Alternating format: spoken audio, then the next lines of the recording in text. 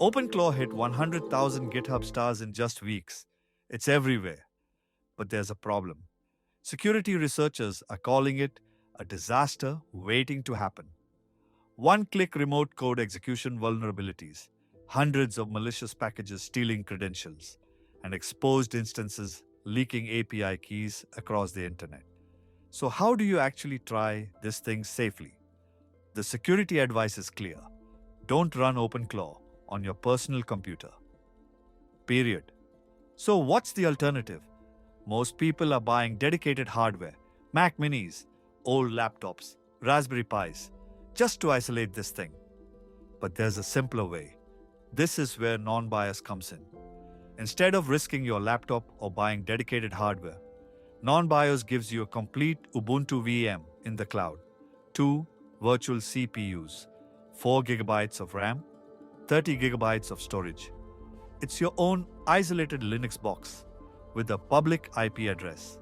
The AI agent has root access to the VM, not your computer. And here's the key part. You don't configure anything manually. Just tell NonBioS what you want installed, and the AI agent does everything. Downloads code, installs dependencies, edits config files, runs tests. Every single step is transparent and visible. Now let's talk about OpenRouter. OpenClaw needs a language model to function, and OpenRouter is the easiest way to access models like Claude, GPT, or DeepSeek through one unified API. First, head to OpenRouter AI and create an account. Go to the Keys section and click Create API Key. Give it a name like OpenClaw Key.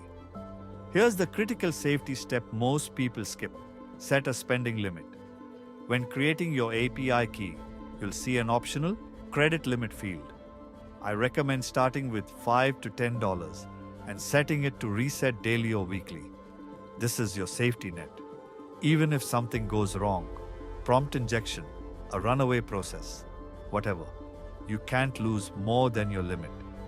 OpenRouter will automatically reject requests once you hit it. This isn't just good practice for OpenClaw. It's essential anytime you're giving an AI agent access to paid APIs. OpenRouter makes it easy to monitor your usage. The activity page shows you exactly how much each request costs, broken down by model and API key. You can see your credit balance in real time. So here's what it looks like in action. I start with a blank NonBioS chat and simply type install Moltbot from github.com/moltbot/moltbot.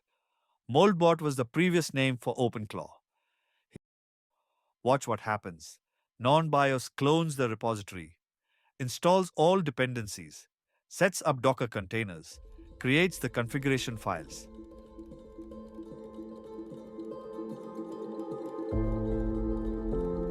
Next, I ask it to configure OpenClaw to use OpenRouter with Claude 3.5 Sonnet. It opens the config file, adds my API key that I created with the spending limit, saves it, and runs a test.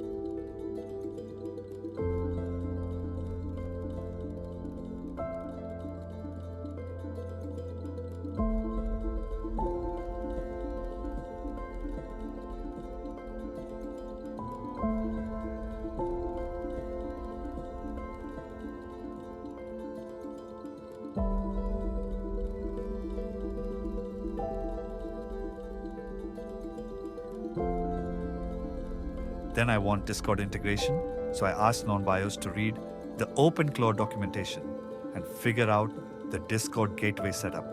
It does.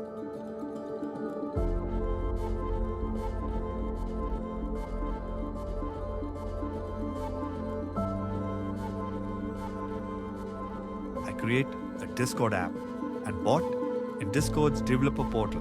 Grab the token, give it to NonBioS.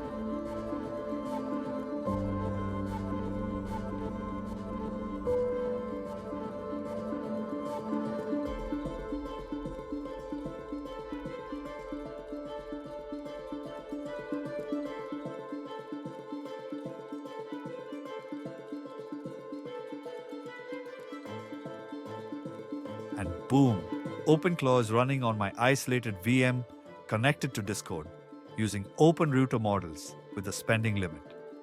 And here's the payoff. I'm now chatting with OpenClaw through Discord. It's running on the NonBioS VM using Claude through OpenRouter with my $10 daily spending limit. All of this happened without touching my personal computer, without manual configuration, and with built-in cost protection. Here's why this matters beyond OpenClaw. There's always going to be some hot new open source project that's powerful, but potentially risky. Maybe it's an AI agent. Maybe it's a blockchain tool. Maybe it's experimental dev tooling. The pattern is the same. Isolated VM, non-BIOS handle setup, transparent command log so you can see exactly what's happening and you can try it for free. If you want to try OpenClaw or test other open source software safely, head to nonbios.ai.